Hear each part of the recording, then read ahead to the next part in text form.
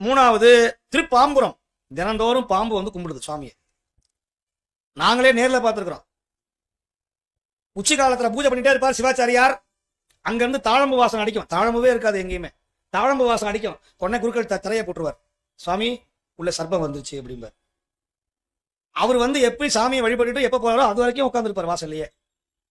அந்த திரையை இழுத்து பார்த்தா போட்டிருந்த மாலை, வச்சிருந்த வாழைப்பழம் எல்லாம் களைச்சி விட்டுவிட்டு அந்த பாம்பு மேல அப்படி சாமி மேல படுத்து அந்த விபூதி எல்லாம் களைச்சி விட்டு போயிருக்கும். இது இன்னமும் நடக்குது திருப்பாம்புரத்துல. தேப்பெருமாநல்லூர்ங்கிற ஊர்ல ஒரு பாம்பே வில்வ மரத்து மேல ஏறி தன் வாயினால வில்வத்தை பறிச்சு பெருமானுக்கு போட்டதை எல்லாரும் பார்த்தோமா இல்லையா? இத்தனை அற்புதம் நடந்த ஒரு ஊர் தான் நம்முடைய தமிழ்நாடு.